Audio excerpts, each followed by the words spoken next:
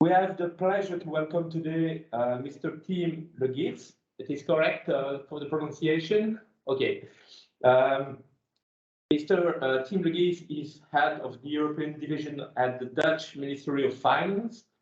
In this capacity, he is closely involved on the ongoing talks about the reform of the European economic governance. He is therefore in an excellent situation to know and present the position of the Netherlands on the subject. We know from the media in Belgium that the position of the Netherlands is quite different from the Belgian point of view, and we find it important to get different perspectives in the debate on public finance in Belgium and in the European community. We are happy and thankful that Mr. Legierse is with us today to provide a Dutch view on the European economic governance, and hope that we might gain some insight in the ongoing negotiation. Is it possible to ask questions in the chat for the member of the council? Mr. Legierse, we have the floor. Thank you very much. Okay, thank you very much, Mr. Baronet, and thank you very much also for the invitation to explain a bit more on the views of the Netherlands in the economic governance review that is ongoing. So thank you very much, and I wanted to say that of course for us it's not only important what we think in the Netherlands, but what we think in the Netherlands is also influenced by what other countries in Europe think, and then definitely, of course, also our Belgian colleagues. So we always have very close cooperation with our Belgian friends, and for us it is important to also always understand, given our different fiscal positions, why we differ in opinion. So from my side, a lot of gratitude to be able to explain a bit more about where the Netherlands comes from. But I just wanted to reiterate that our positions and views do not sort of come from isolation, and we are also always very happy to hear other views. So it's about the economic governance framework and the changes to the fiscal rules, to the European fiscal rules. But if you allow me, I wanted to take a bit of a broader approach and not dive into the changes to the fiscal rules immediately. Also, because that might give a bit more of a broader perspective on the Dutch thinking. Obviously, for us, this is a very important topic, and mainly because it eventually, I mean, it seems abstract. It's rules, and it's European rules, and it's budgets. But eventually, what we decide in the European rules will have an impact on our economies, and it will have an impact on the lives of our citizens. So the European fiscal rules have evolved over time in reaction to changing economic circumstances, and also, of course, based on insights on how the rules have functioned. So currently, we are again looking at how do the rules function, and are they working to the extent and what they are needed for. Of course, there is a clear basis in the treaties where it has been agreed that member states shall avoid excessive government deficits. And as you are probably aware, for the Netherlands and Dutch politics, this is a very important part of the EU treaties.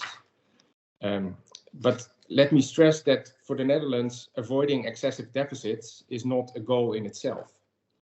The idea behind this agreement in the treaties is that it is important that countries have sustainable government finances. That's eventually a goal. But even this idea that we should have sustainable government finances, again, is not a goal in itself. But rather, sustainable government finances, from the Dutch perspective, are a crucial precondition for sustainable and stable economic growth and development. So the reason that we have rules is not because we want rules, and the reason that we have that we keep stressing the need for sound public finances is not because it's beautiful to have good public finances in itself, but it's because it's a precondition for sustainable and stable economic development. Because unsustainable public finances are detrimental to economic development. They risk the buildup of macroeconomic imbalances.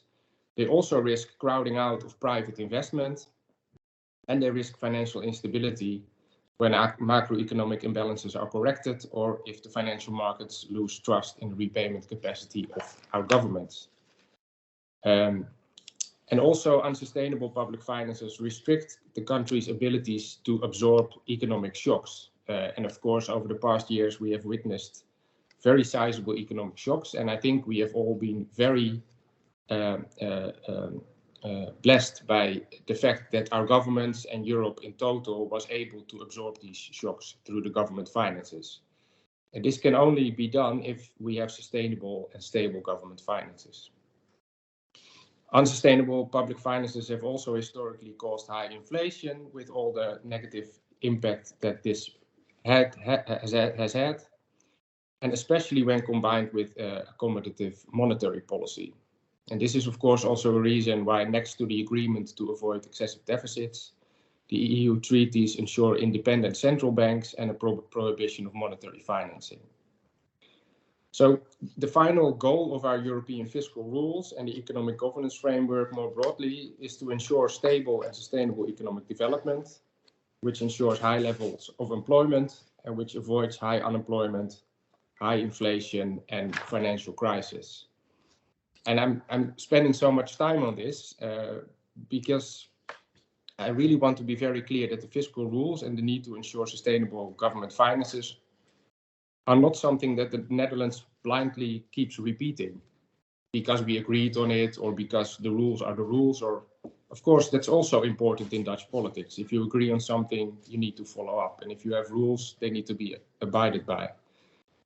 But the reason that we are always stressing the need for sound public finances and strict rules is because we are convinced that this is really needed to ensure stable and sustainable economic development, which is eventually something that benefits all of our citizens. So this is a bit of the background to where we come from. It also means that we need to, so the focus that we have on stable and sustainable economic development and the need to ensure that also means that we always take a much broader look than just the fiscal rules alone. Because the size of government debts and deficits is not something that you can look into in isolation. And what is arguably much more important are structural economic reforms and public and private investment. So we never look only at the rules and whether or not they are good or abided by, but we take a more broader view. And then structural reforms you can think of sort of in two categories. The first is budgetary reforms, where you could think of prioritizing public investment over current expenditure, and by shifting the tax base from more to less distorting taxes. And you can also think of course, important things like the pension system and healthcare. So that's budgetary reform, where you have a different setup of your government budget, which is either good for debts and deficits or for economic growth. And the second part of structural reform is what we call structural economic reform, by updating the functioning of labor markets and product markets. So this could be a range of measures that you could take as a country to ensure that your economy is performing better. And for us, structural economic reform is crucial. And we always combine that with the need for sustainable government finances. Because in our view, the only way to ensure upward economic convergence is through structural reform. And upward economic convergence has the added benefit that it will help ensure the sustainability of government finances. And ensuring that debts and deficits are brought downwards, not only through budgetary measures. So the more that we can increase our economic base and our economic strength, the less we will need to rely on budgetary measures to ensure the sustainability of government finances. So this is why we always try to take a broader approach, not only looking at the government finances itself, but more broadly to economic strength of countries. So that brings me to the Dutch overall position on the economic governance review. And I think there are three important lines. The first is upward economic convergence. And I've already said a bit about that. So in our view, that is the key goal that we have, and also the key ingredient that we have to ensure sustainable government finances. So upward economic convergence, perhaps the most important one. Then second, of course, debt sustainability, for the reasons that I explained, that in our view, debt sustainability is a precondition for upward economic convergence and stable economic developments. And then the third element in the Dutch position on the economic governance framework is effective oversight, which means compliance by the countries of the rules that we agree to, and enforcement by the European Commission and the Council if compliance is not there. But this third element again is only needed to ensure that the fiscal rules deliver sound public finances. And again, these sound public finances are needed to ensure that we have upward economic convergence. So the Netherlands is sometimes construed as being sort of strict and frugal and rules-based. But again, I want to reiterate that the reason that we stress so much the need for compliance and enforcement is because we are convinced that sustainable government finances are a precondition for economic growth. And eventually the goal is stable and sustainable economic developments to the benefits of all European citizens. Now, then we have the current rules, so the current budgetary rules, and we have seen a number of issues in those. An important one is that there are no incentives for public investments and reforms. Because if you look at the current setup of the economic and monetary union, we have sort of the fiscal rules, so the main topic of today, but we also have what we call economic policy coordination. That's another part of the treaty. But the issue with economic policy coordination, where we, for instance, have the country-specific recommendations that the European Union each year addresses to the member states, where they explain what the member states could do in terms of economic reform to strengthen their economies. That's relatively unbinding, let's say. So the country-specific recommendations are there, but the countries can choose not to follow up on them. I also would like to reiterate in this area that, of course, we have seen public investment going down in many countries, probably also in Belgium, due to the fact that budget cuts were ongoing. But I would like to reiterate that the European budgetary rules are not at fault for lowering investment spending by governments, because the budgetary rules only restrict the size of the government deficit and debts, but they do not say anything about the composition of the budget.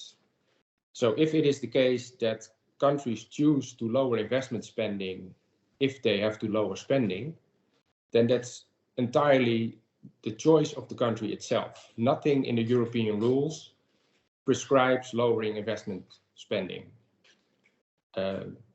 And I think that's an important aspect that's currently forgotten, because I think all the economic policy and the entire setup of the budget is entirely the responsibility of countries. So you cannot blame the European budgetary rules for choices that countries make in lowering public investment spending. That's just an impossibility for us. What we can think of course, is how to incentivize countries better to safeguard public investment expenditure, because we agree with many countries that it is important that there is sufficient public investment spending to ensure a strong economic base. So that's something that we have seen was lacking in the current rules. A second issue with the current rules is what we call pro-cyclical budgetary policies, where budget cuts are enacted in bad economic times and stimulus is done in good economic times. So that's amplifying the economic cycle. I think over the last 3 years, we have ensured that we did not cut budgets during the crisis. So that's good. So you could say we have learned that lesson to ensure that in Europe, we do not amplify an economic downturn, because we have been very active as governments to ensure that the economic pain of COVID, but also of the energy crisis has been addressed. So that's good. I think we've learned the lesson in the downswing of the economy. But the lesson that still needs to be learned, and that is very important from the Dutch perspective, is how to ensure that we use good economic times, which will come at some point, to build up fiscal buffers. So for us, this is one of the two main issues that we need to solve in the new rules. How to ensure that if economic times are good, governments use this time to lower debt to such an extent that we have sufficient fiscal space when we have a new crisis at hand. So we have learned the lesson in the previous downturn to ensure that we do not amplify the downturn. But will we also learn the lesson that if we return to good economic times and an economic upswing, that we also use that space? So that's one of the main issues that, from our perspective, we need to solve. And then the second issue, of course, is how to incentivize investment and reforms in the new rules to ensure that that basic part of strengthening our economies also comes to play. Another thing that's good to mention is that we recognized, which was a bit hard, I think, politically, because we were so used to saying, no, it's the rules and they apply to everyone and they should be the same for everyone. But the current Dutch administration has recognized that ensuring fiscal sustainability does not require a one-size-fits-all approach. So we are open to look at country-specific approaches. And we also hope that a more country-specific approach will lead to more ownership and better compliance of the rules that we agree to, which would put less pressure on enforcement, which is always going to be hard, because it will always be hard for the Council and the Commission to be very strict with countries. So our best solution is better compliance by the countries themselves. And then that could be facilitated by more ownership, and more ownership hopefully will come to pass when we have country-specific approaches. So I think that brings me to the proposed outline by the European Commission for the future of fiscal rules. We think that what the Commission proposed is a very good basis for discussions. And I can give you a number of positive elements. The first is the country-specific approach, which is clearly in the proposal by the European Commission. The second is the multi-annual medium-term approach, which is better than sort of looking in every single year if the country matches a certain benchmark. The third positive aspect is the risk-based approach, which is good, since the issue is the risk to debt sustainability. So then it makes sense to take a risk-based approach. The fourth positive element is the counter-cyclical elements that are in the system that the Commission has proposed, that would ensure more budgetary leeway in bad economic times and quicker debt reduction in good economic times. The fifth positive element is the integral view of budgetary and structural economic policies, where the idea is to integrate national reform plans and national budgetary plans. And related to that is the positive idea that we can incentivize investment and reforms by allowing countries for more adjustment time in their budgets when they have good plans for public investment and reforms. Another positive aspect is the simplification of oversight by using one operational indicator to an agreed net primary expenditure path. That will then be the only thing that we look at to see if countries comply. That will make our life much more easier.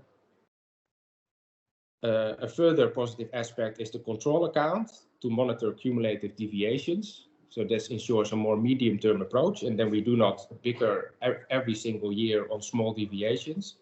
But we do also notice when countries start to deviate over the years in a cumulative manner. And the final positive aspect is that the Commission has said that opening of excessive deficit procedures, if needed, for high debt countries will be done more automatically. So that relates to the idea that eventually oversight needs to be strengthened. So many positive elements in the proposal by the Commission, and I think most of these elements were also welcomed in the Council conclusions that were adopted in March. Then a couple of points that the Netherlands will be looking at very closely when the European Commission comes out with their formal legal proposals, which hopefully will be this month. So a number of points of attention after all these positive elements that I've noted. The first is that the system, from our perspective, should deliver sufficient ambitious debt reduction for countries with high debts.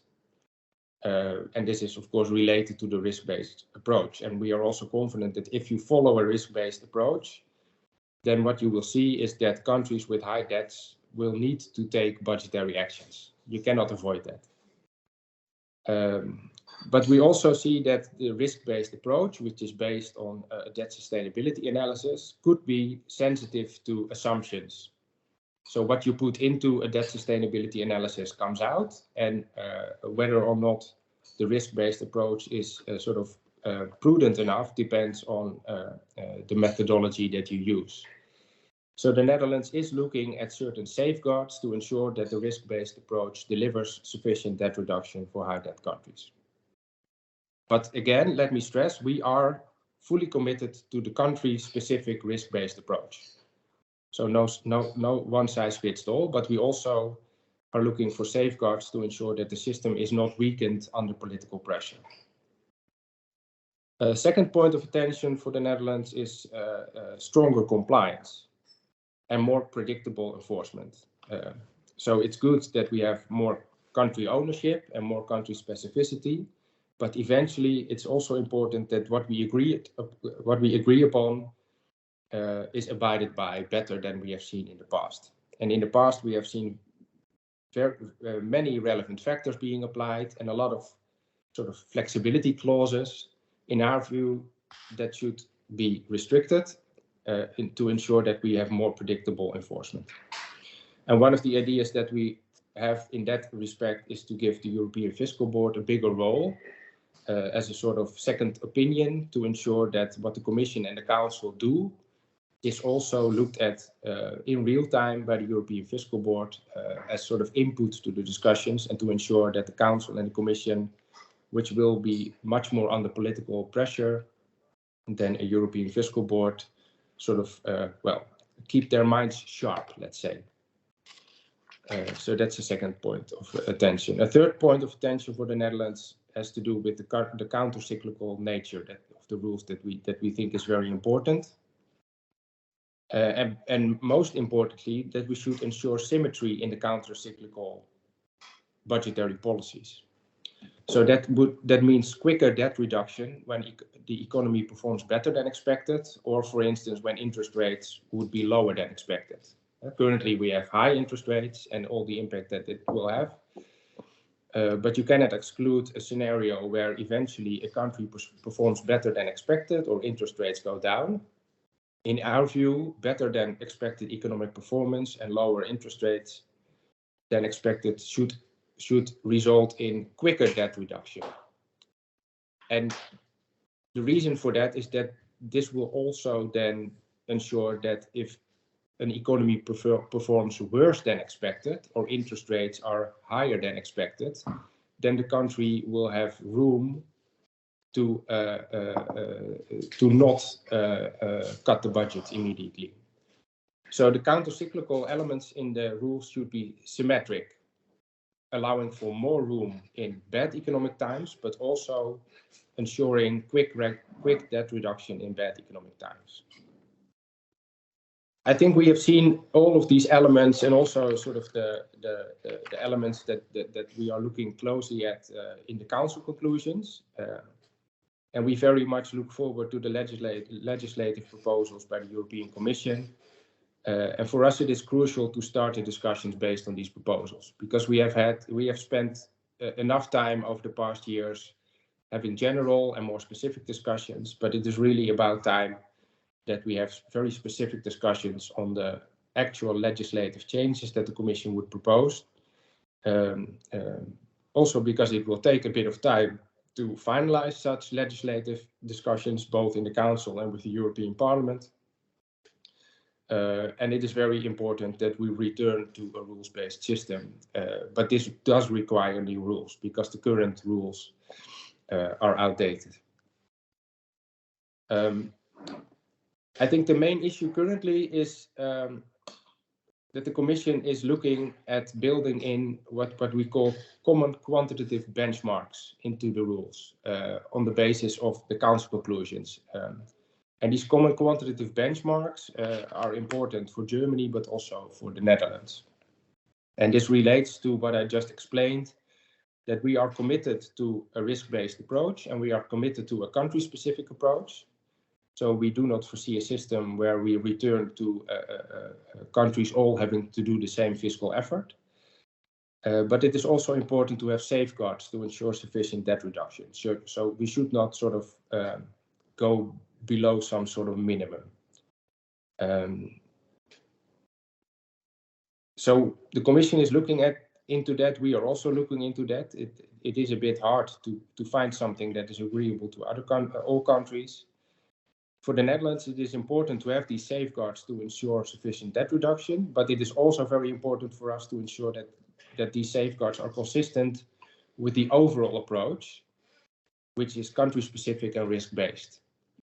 So the Netherlands is fully committed to that, and we are not looking for safeguards or common quantitative benchmarks that always apply to everyone, but we are looking at sort of a backstop to the system, that if the risk-based approach delivers insufficient debt reduction for some reason, then there is at least a minimum effort to be done, and we are fully confident that the system will deliver a more ambitious debt reduction than the minimum benchmarks that we would have in mind.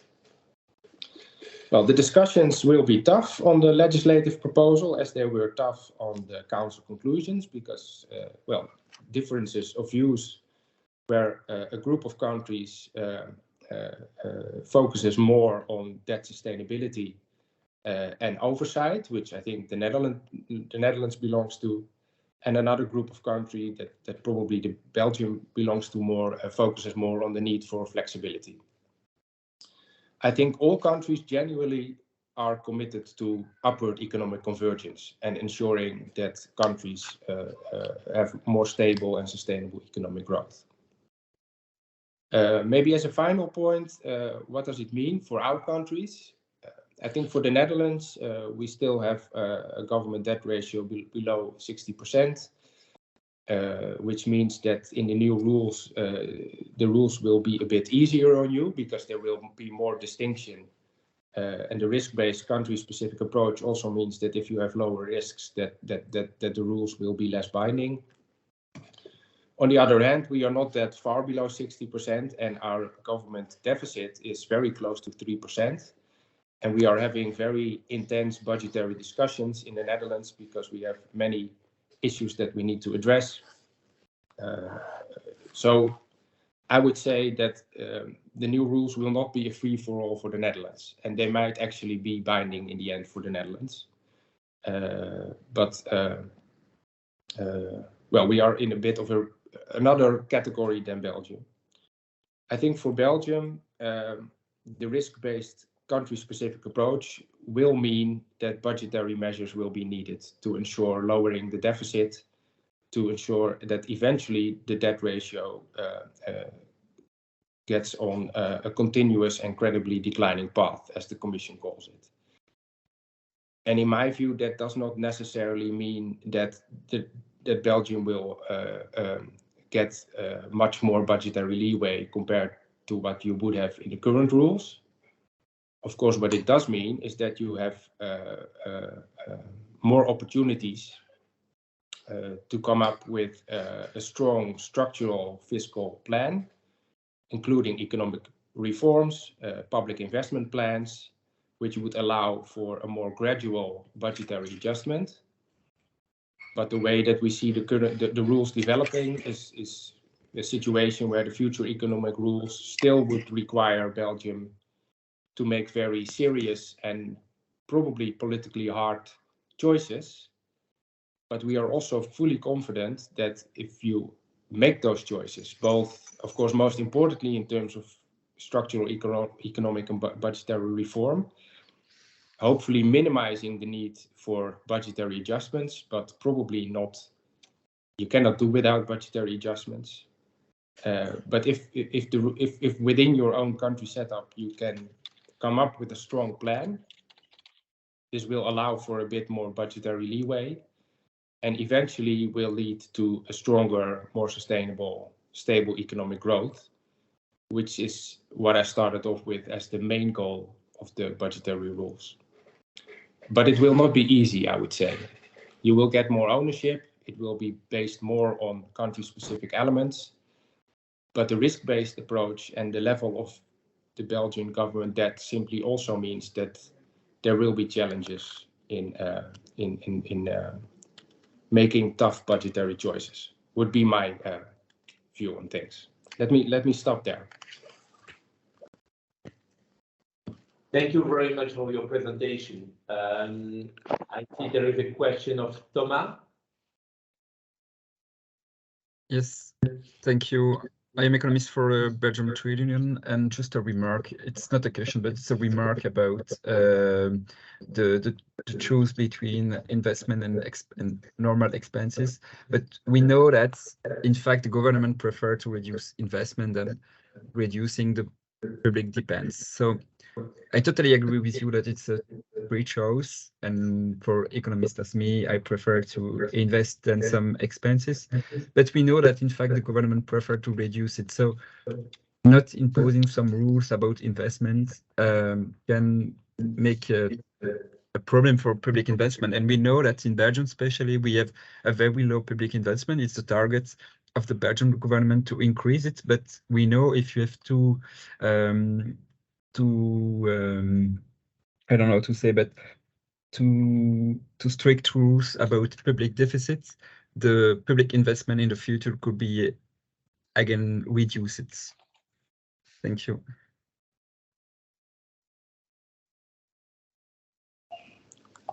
Should I respond to? Yes. It was, yeah. So I fully agree, and maybe a bit more because I haven't been explicit on that, but. So the Netherlands is not in favor of some kind of golden rule where you just do not count investment spending to the rules, which would ensure that you have more room.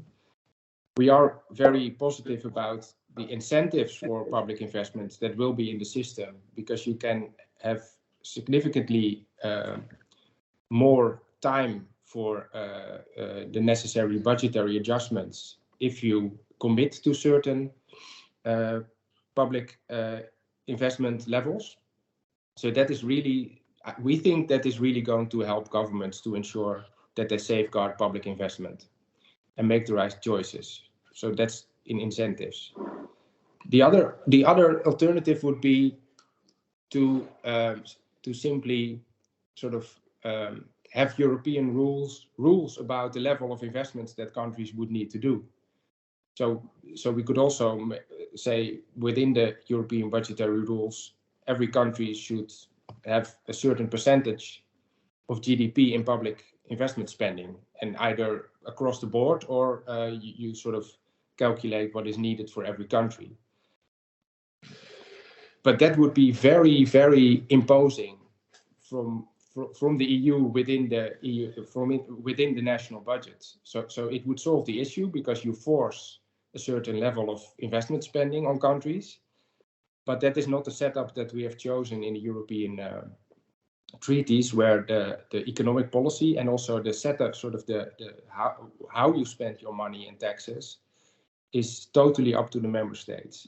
But it is a conundrum because you want to incentivize countries to do the right things, and everyone knows that from political economy perspectives, countries tend to prioritize current spending over investment spending. It's too easy to cut investment spending. So as sort of, we have also been thinking at a civil service level, would it be good to sort of force countries to spend enough on investment? And we think that goes way too far, and you are really infringing upon national budgetary prerogatives. But against that, we are also not open to a golden rule because we know that the political economy is there, because somehow, but somehow we do not want to settle for the idea that countries cannot make wise choices. That's a bit of the problem that we have there. And the golden rule is open to many issues for us, both methodologically and also because then there will also be demands to single out other types of government expenditure. And then eventually the entire budget will be sort of not calculated to the budget deficit. But thank you for the point, because we do recognize the problems. And that's why we are very keen to have the right incentives in the system. Thank you very much. Renat, you have a question. Yes, thank you. You mentioned the 60% threshold. It will remain unchanged, more because of political observations than because everyone is fond of and find this is a very good rule. So how important is this for you? Because if countries like Germany and the Netherlands and other Scandinavian countries perhaps would stick to this as an important threshold, you say to countries like Italy and Belgium and France, yes, you have to go for a contractive policy for the coming 20 or 30 or 50 years, while we know that investment now is so important if you look at the challenges of the green transition. So the Commission remains a bit vague about this. They don't say a lot about this, but could you agree that when the country reaches 80%, investment for the transition is far more important, or for 90% perhaps, far more important than further reducing the public debt? Yes, yeah, I think, yeah. So politically, the 60% and 3% was very important. But also, I think, because it's in the treaty and somehow no one wants to touch the treaty. And also because if you do not do 60, then what number do you do? And then you have to pick another number, which will be hard. But of course, what is important is that the 60% is less strict than the 3%. So it's 60%, or if you're above, you need to go down towards 60% in a sufficient pace. And what is a sufficient pace? No one really knew up until I think 2013, because it was not defined how quick you should have to go to 60%. And then when we changed the rules the last time, we plugged in this 1/20th benchmark, where the part over 60% had to be lowered by 1/20th of the difference. So then we had a pace. So we defined what was sufficient. And now everyone said, well, that this 1/20th rule is too harsh anyways. No one is, or many countries will not be able to abide by it. So we'll not have that in the rules again. So what will be the alternative? And then the alternative is this risk-based approach, which is not necessarily looking at whether or not you ever reach 60%, but it's looking at whether or not your debt is sort of sufficiently declining towards 60%. So for high debt countries, that will give a lot more room relative to the 1/20th rule. But on the other end, the 1/20th rule was never really applied. I think sort of from an economic perspective, 60% is arbitrary. We agree with that. But for us, it is important enough that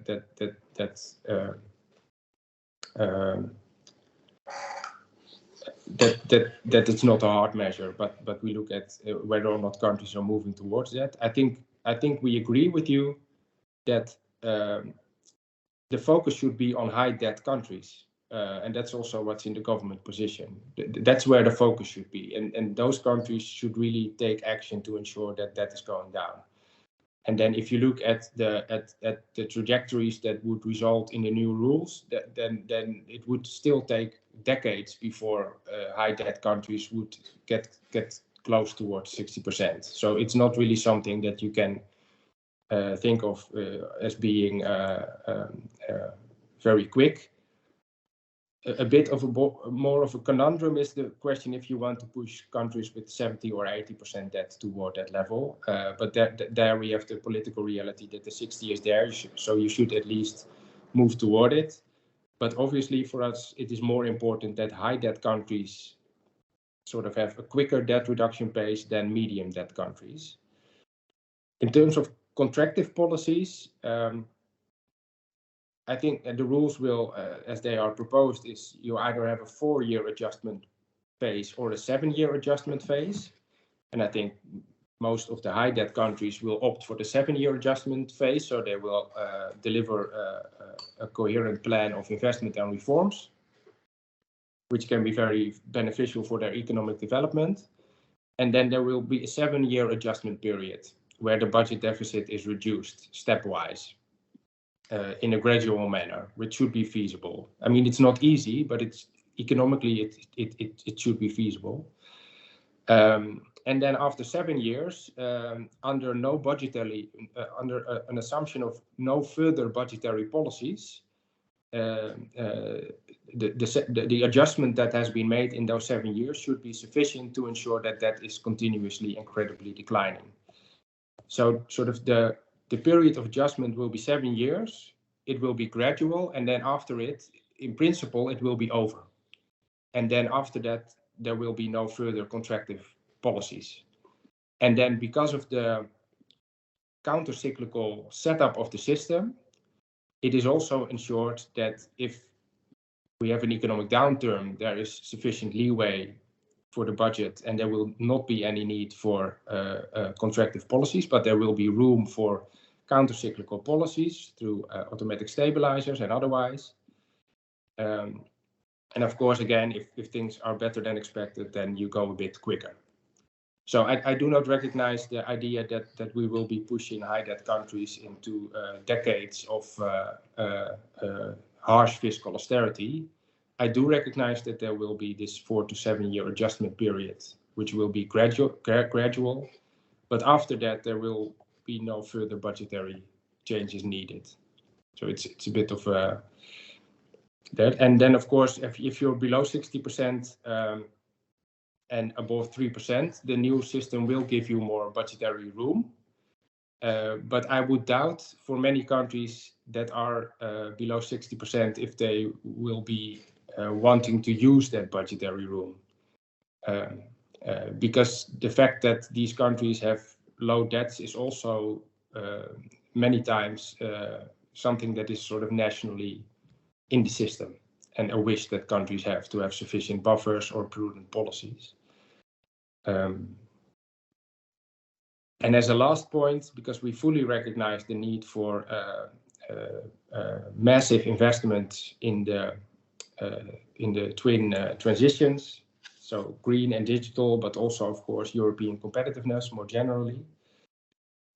But this is something that is not necessarily less challenging for a country such as the Netherlands than it is for Belgium, because we also eventually need to make budgetary choices in order to ensure that we prioritize sufficient investment in the green transition. And apart from the European budgetary rules, you always need to make budgetary choices there. And if not for budgetary reasons, for economic reasons, because as we see very clearly right now, putting more public funds into the economy does not necessarily lead to the economic output that we want if the people are not available to do the work, or if the materials are not available to produce the investments. So in a real economy perspective, just pushing in more public money eventually does not result in any actual economic output if we do not have the people and the economy to produce the public investments. Eventually we need the highways and sort of the new electricity networks and the solar panels on our roofs and the wind farms, but they all need people to produce them and materials. And pushing in more public money does not improve our productive capacity overnight. So if we just push in more money, then we just run the risk of overheating our economies and crowding out private investment, which is very needed. So we are not fully convinced that the green and digital transition are that much more easy for countries with lower debts than for countries with higher debts. Of course, you have more challenges if you're a high debt country, but everyone will face very tough budgetary and economic trade-offs and choices.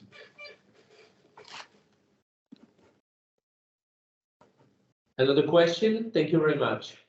The last question.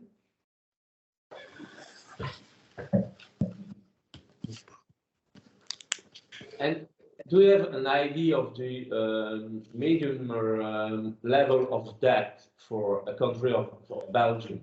What is the good level from your point of view? Is 90, is 100? I think it will be a luxury if we can have that discussion, because first we need to start moving down in a sufficient pace. But let me try a bit more than that, because maybe this is dodging the question a bit too much. And this is my personal reflection based on the sort of what we have prepared at the civil servants level. So we do not have a political view on final debt levels, apart that we should all move to 60%.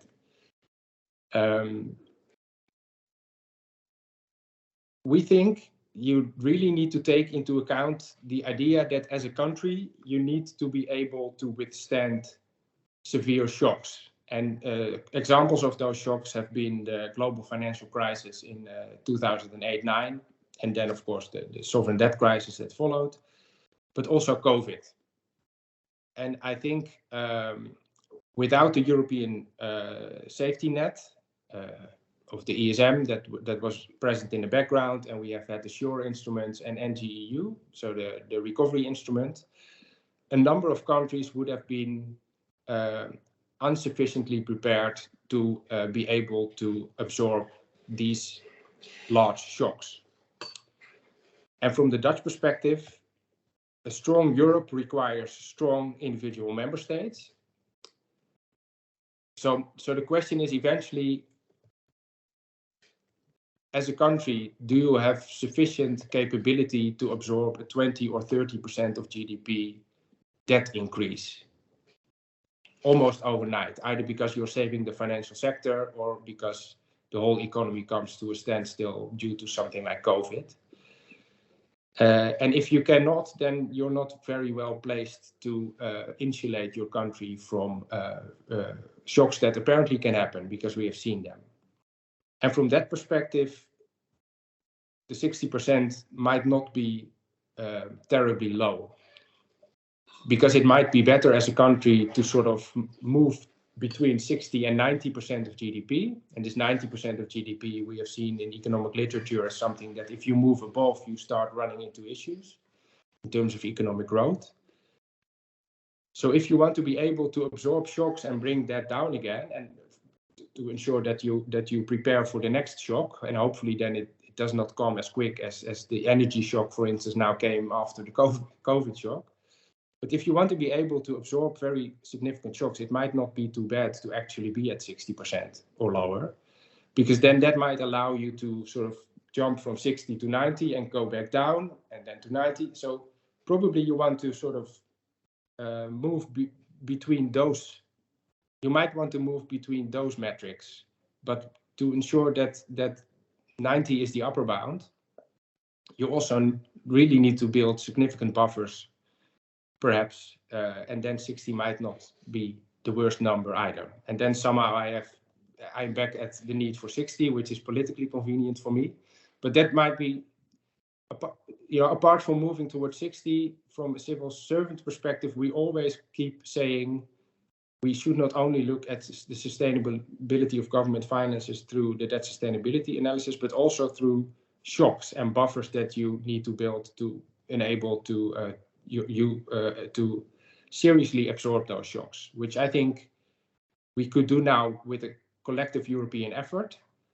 But if you look at the Dutch political discussions, the idea is that Dutch politicians think that countries should have been better placed themselves to absorb these shocks on their own. And then, of course, we can always do solidarity on top of that. But as it was right now, a number of countries were not well enough placed and did not have sufficient shock absorption buffers. So then we're back at the need to move towards 60 eventually, to have room to go much higher if needed. Thank you very much. A last question? No? Nobody? Thank you very much for your presentation and your comments. And it's very interesting in the debate in Belgium. And maybe next time for another discussion after a decision of the Commission of the ECOFIN about new economic governance in Europe. Thank you very much. Thank you all, and have a good day. A good day. Thank you.